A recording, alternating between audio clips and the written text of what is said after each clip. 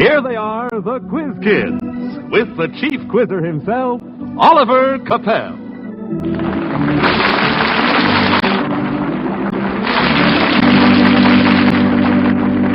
Hello, everyone, and Quiz Kids, here's your first question for tonight. Sir Isaac Newton first stated his third law of motion way back in the 17th century. In what way is that law of importance to our modern 20th century Air Force? I'll call for that answer after we tell who's here. You Quiz Kids had an exciting adventure this week, and a little later in the program, we're going to let our listeners hear just what happened. But first, let's get busy with roll call. Pat? I'm Patrick Owen Conlon. I'm 14 years old and a sophomore at Calumet High School in Chicago. Lonnie? I'm Lonnie Lundy. I'm 15 years old, and I'm a junior at Maine Township High School in Park Ridge, Illinois. Sally Ann? I'm Sally Ann Wilhelm. I'm 12 years old. This fall, I'll be in 8th grade in Central Junior High School in Elkhart, Indiana. Mark? I'm Mark Mullen. I'm 11 years old, and this fall I'll be in the 6th grade at the University of Chicago Laboratory School. And Melvin? I'm Melvin Miles, and I'm 8 years old, and in the fall I'll be in 3A at Norwood Park School, Chicago, Illinois. Okay. Now, who has the answer to that first question? In what way is Newton's third law of motion of interest to our present Air Force? Lonnie? Well, I believe the third law of motion is the law of gravity. But I don't know how that would... No, that isn't the idea. Sally Ann? Well, I don't know what his 3 laws are, but I think one of them was something about jets where something shoots out and it has, where something, if it's shot out the back, it'll shoot the same distance out in front, and that would have to do with the jets. I don't know the exact... Well, that's right. The exact...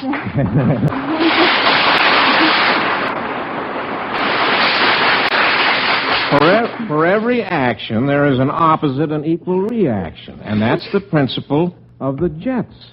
Well, wonderful. A series of news stories this past week involved the names of 3 men. I'll give you the names of 2 of the men. See if you can supply the name of the 3rd man in each case. The first 2 names are Kim Il-sung and Peng Tae-wai. Who is the 3rd man? Sally Ann? Well, they're the leaders that are meeting in Kaesong, and the other one would be General Matthew Ridgway of the United Nations forces. The Kaesong, I think, is the nationalist leader, and the other one is the red leader. That's right. That's right. The preliminary meetings are going on right now. And we certainly hope they lead to an early peace. Now, the next 2 names are Lawrence J. Corcoran and Denton Young. Who is the 3rd man, Lonnie? That'd be Bob Feller, because both of the other 2, until Feller recently pitched his 3rd no-hitter, were the only 2 big leaguers to pitch 3 no-hit games. And Feller, when he beat the Tigers 2-1 on no-hits a week ago today, I believe it was. Yes, that's came right. the 3rd, joined the other 2. A week ago today. Denton Young. What did they call him besides? Cy, yeah, that's right. Say, many of us have a favorite lucky star, but suppose some people had a whole constellation that was lucky for them. What constellation would Lohengrin prefer? Sally Ann? Well, in the opera Lohengrin, he was drawn to Brauban by a swan, and so that would probably be Cygnus the swan. That's right. That's right. And what constellation would Richard I of England choose? Melvin? That would be Leo the Lion, because he was known as the Lion-Hearted. Richard the Lion-Hearted, that's right. And what constellation would Romulus and Remus especially like? Melvin? That would be Gemini the twins, because Romulus and Remus were twins. That's right. They founded Rome. Well, the people of ancient Greece might have been interested in going to Parnassus to see satyrs and the goddess Diana. But who today would be interested in Parnassus, satyrs, and Diana? Mark? Well, it'd probably be a butterfly collector, because they are all butterflies. That's right, they are. All of them are butterflies. Of chief interest to sports fans this week seems to be the All-Star Baseball game being played at Detroit this Tuesday. Helen Westbrook is going to play 3 songs, and you are to identify a player in the starting lineup whose first name rhymes with the first word in the song title. Is that clear? All right. Here's the first song.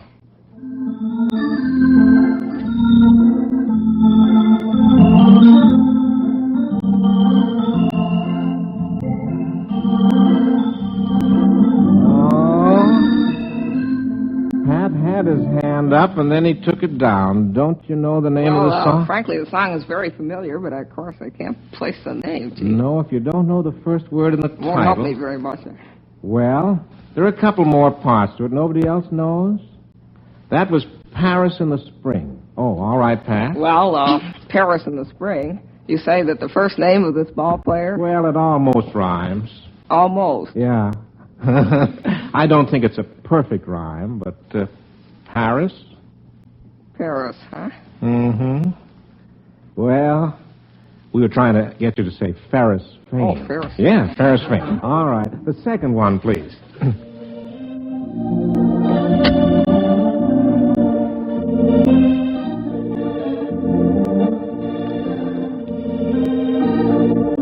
All right, we have a couple of hands on that. I think Lonnie was first. Well, the song is Till the End of Time, and that, of course, would be, well, let's see, Bill Goodman playing right field for the Red Sox. Not in the opening line. Oh, the opening line. Yeah. Pat? Well, let's see now. Till the End of Time. It'd probably be a Bill. Let's see. Lonnie? Gil Hodges. Gil Hodges, that's right. Well... We have one more now. Let's have the third one.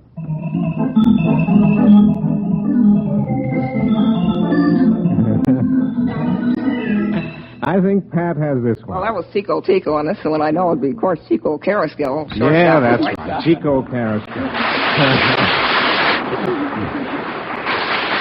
If most of the patients of a doctor were musicians and he wanted to speak their language in giving advice to them, how might he express himself?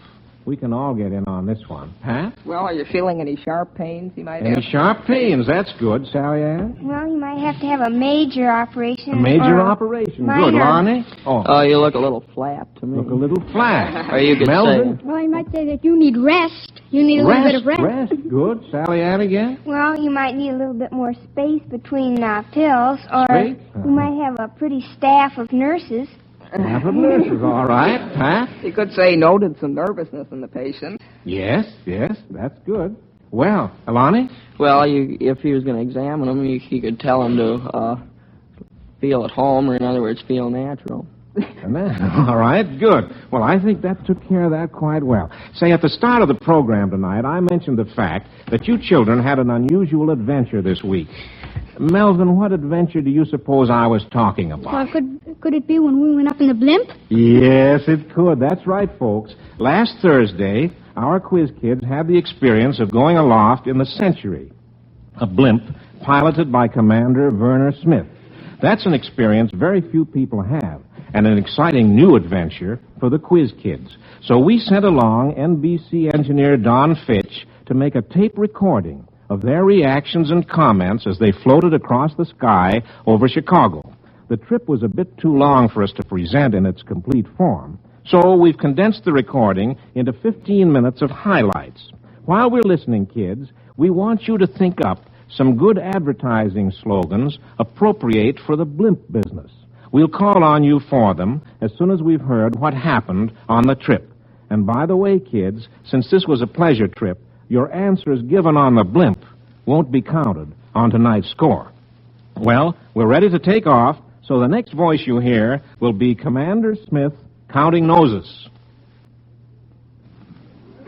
What is your name, Sonny? Melvin Miles. Well, as I told you before, I'm Commander Smith. Glad to Nice meet you, know Commander. And, Patrick Hammond. How do you do, Commander? Mark Mullen. Hello, glad to meet you, Commander. Mark. Lonnie Lundy. Hi, Lonnie. Glad to know you.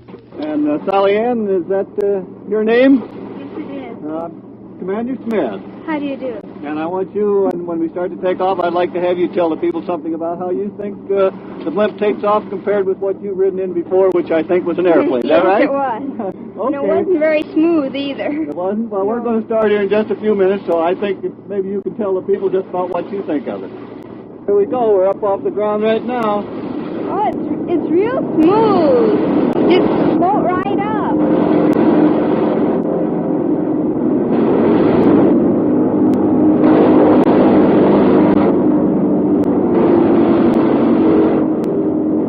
We're going up a lot faster than we did in the airplane, though.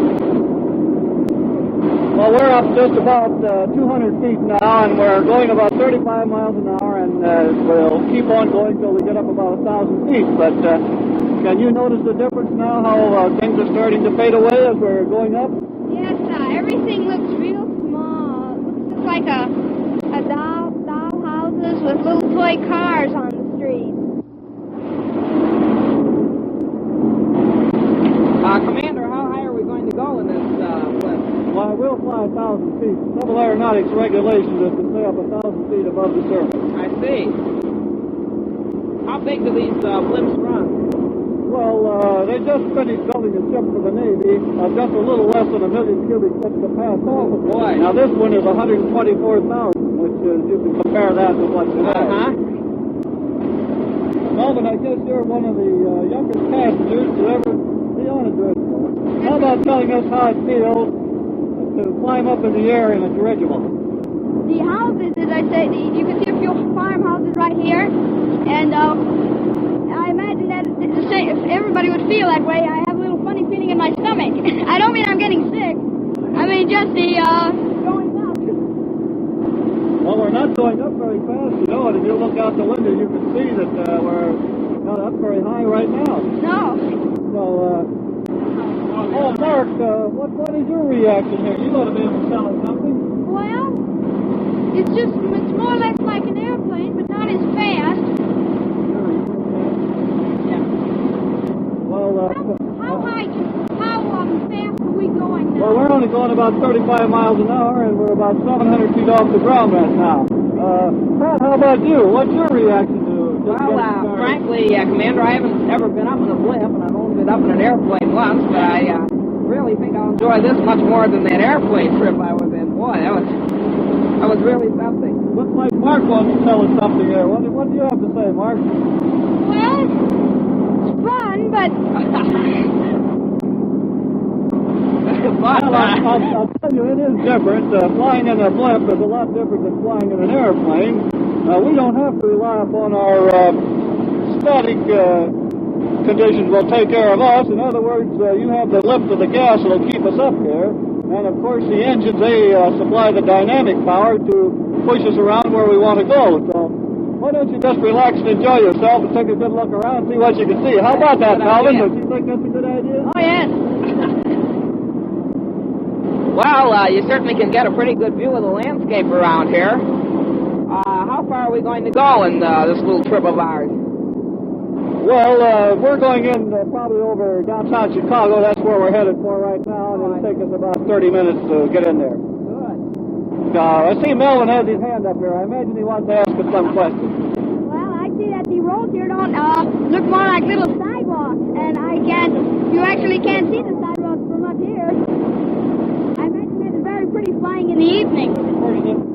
This appears to me to be a very difficult question, and I'll try and ask it in a way so that you can understand it anyway. We'll take the last initials of the composer who wrote the Blarney Concerto, the Hungarian Rhapsody, the Concord, Massachusetts Sonato, the Reformation Symphony, and the Love for the Orange.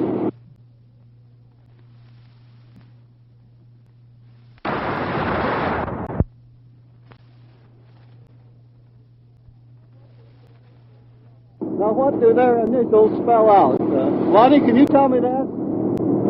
Well, let's see, it'd be blimp, B-L-I-M-P.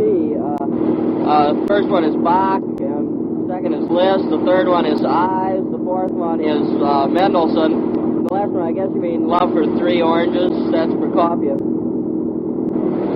Well, I certainly got a liberal education out of that. If someone would ask me that question, I'm afraid I would have said, I do not know. Is this a blimp or a dirigible? Well, Mark, a blimp is just a nickname, and a dirigible means steerable balloon. So a dirigible could apply to the non-rigid airship, that's this type, or a rigid airship, or a semi-rigid airship. Melvin, I think you told me something about you knew about that nickname. Is that right? That's right. Well, during one of the wars, I know that the British had two kind of blimps, now called blimps rather. One was the limp, because it was a non-rigid ship, and one was the B-limp. And then, just then, people started calling it blimps. Put them together, and they call them both blimps. Well, that is certainly correct. That's just exactly the way they got their name, but I certainly am surprised that you know that.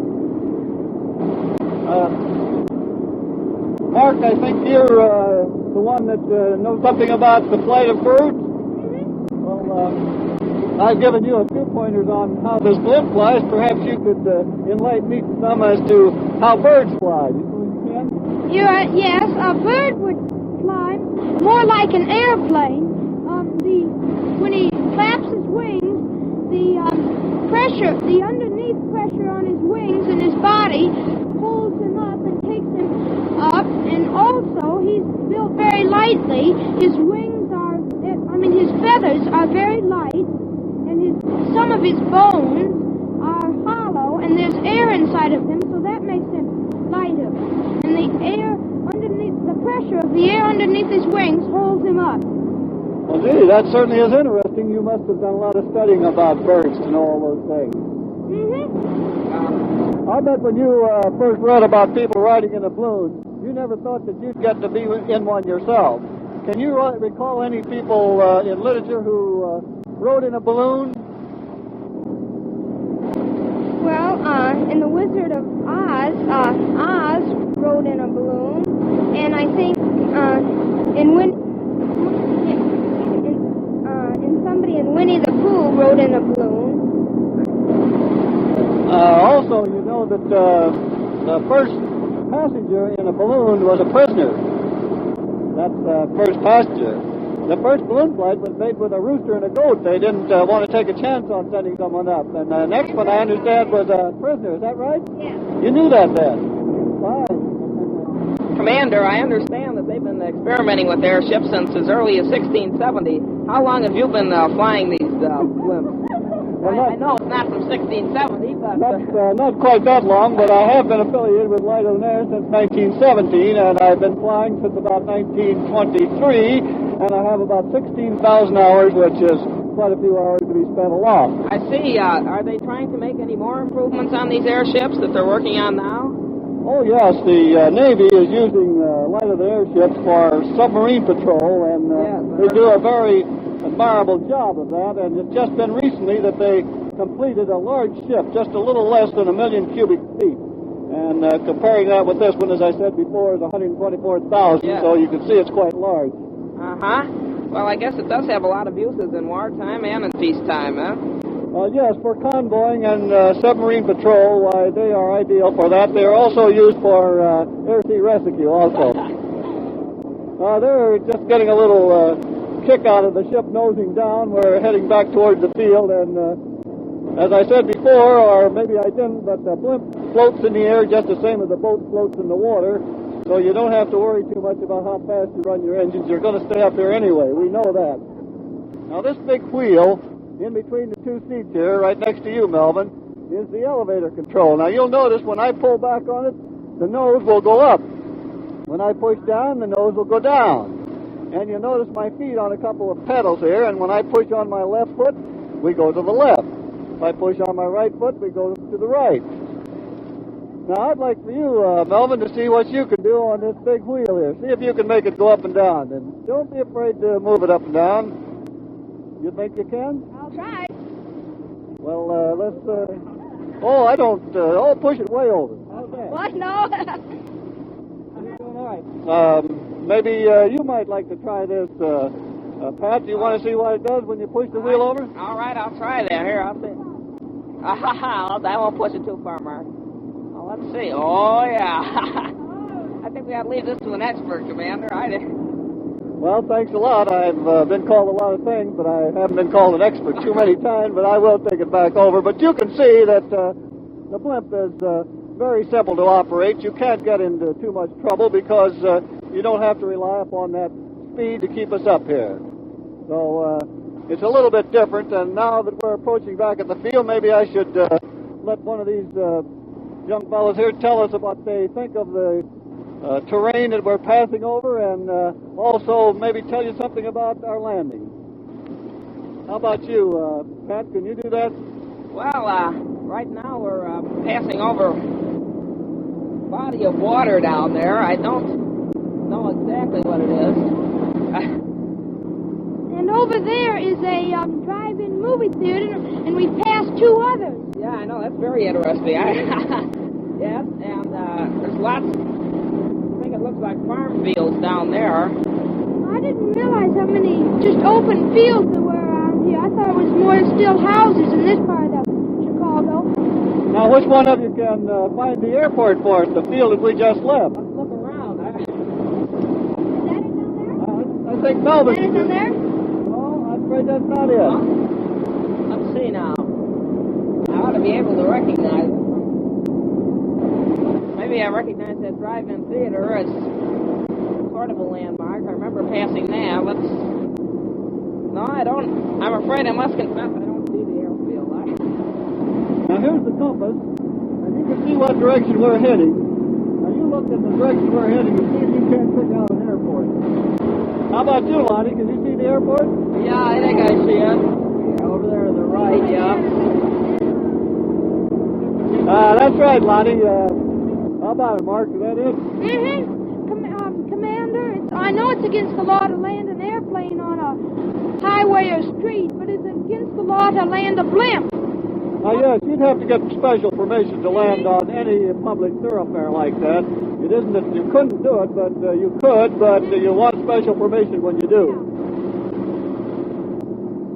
Commander, I believe you have to have a ground crew, you were telling us before, so that would take a little bit. If you wanted to land on any property, you'd have to have a ground crew down there waiting for you. No, I think you're wrong on that. We don't have to have a ground crew to land. We have to have a ground crew to hold us. That's what I mean, to hold you down. But we do have to have the ground crew to hold us down, and if you look real close, you can see our ground crew down there starting to form for us now. Well, Commander, before we land, there's something I'm interested in. How far has a blimp been known to go on a single trip? I mean, they usually don't carry passengers, I know, but how far has it gone? We had a ship in the Navy that stayed up for something like 72 hours, and that was supposed to have been an endurance record. Yeah, that was. What are those things that you're pulling down from the top of the plane? That is the air system that we have to take care of the contraction of the gas when we go down by placing air in the ballonets, as we call them. That's what they're termed as, to keep the pressure up in the ship. And those directed either forward or aft will also take care of the trim of the ship. Kids, we're starting in for our landing now, and I'd like for you to more or less take over and tell the people just what you see. In other words, we're going in now. You can see that the crew is out there, so go ahead and tell them what you think of it. We're getting right over the airport, and the men are out to grab hold of the rope. They have a windsock out there, so we can land with the wind. And we can see people out there. We're trying to spot our mothers and fathers, but can't do it yet. We're just about on the ground right now. In fact, we're only about 10 feet off the ground, and we're just about on right now. Well, now we're on the ground. Well, kids, we can tell from that tape recording of last Thursday that you had a wonderful time. It makes a lot of us wish we could have been there.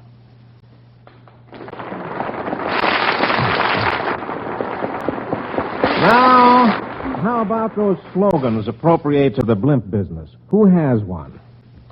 Well, Lonnie. Well, I have a few here.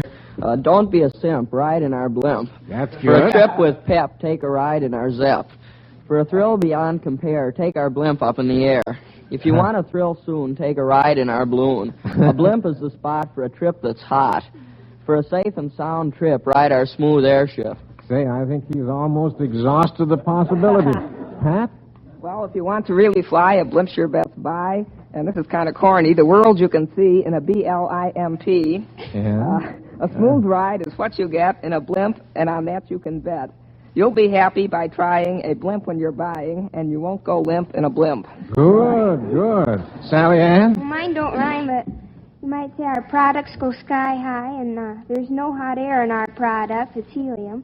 Fine. Our products fly all over all others, and we fly through the silver linings of the clouds. Good, very good. And Mark? Well, for these draft boards for the Navy, they say, let's go Navy and see the world. So I have go in blimps to see the world, because you can really see from a blimp. Yes, you sure can. Did you have one, Milda? Well, these aren't exactly slogans, but I have one here, more or less a poem. It says, blimps are the best for me, because that's where I like to be. Good. Well, that's fun. Now, let's try this next question about famous American painters. The sounds you'll hear should suggest who the painters are. Here's the first one. Oh, that was pretty close, Sally Ann. Well, that would be James McNeill Whistler, I think. He wrote, he painted Whistler's mother. Yeah, that's right. Good. All right, here's the second one. All right, you guys. Let's clean up these spirits. And be sure you police up on the outside, too. Come on now, snap to it, you hear? On the double! Pat has it. Well, now, I don't know if... I don't remember hearing of any painter by this name, but that suggests a sergeant to me. Oh, yes, and you're right. A painter right. named Sergeant. Do you know his full name, Lonnie? No, but he painted, I believe, the Hay something or other. Well, John Singer Sargent. That's correct. Now, here's the last one. Let's have the last one.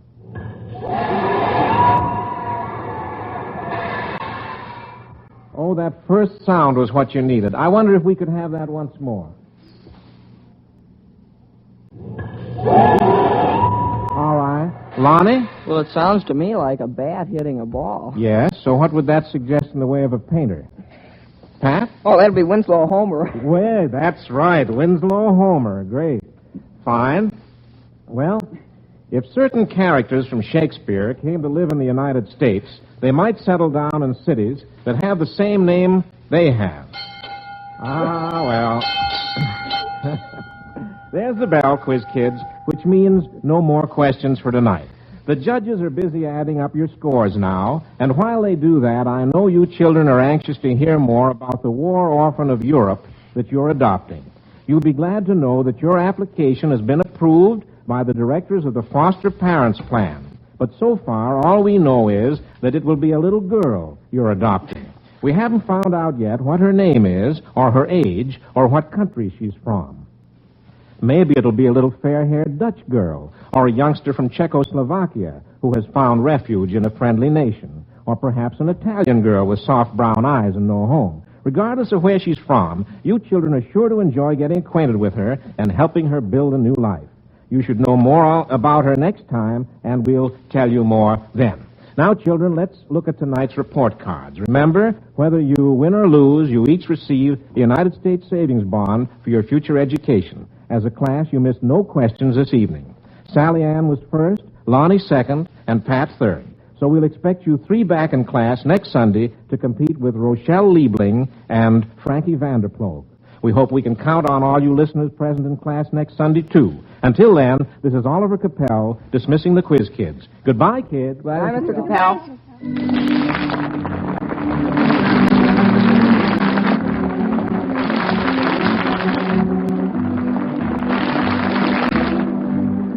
Listen to the Quiz Kids coast to coast every Sunday evening. And also see and hear the Quiz Kids television program on NBC.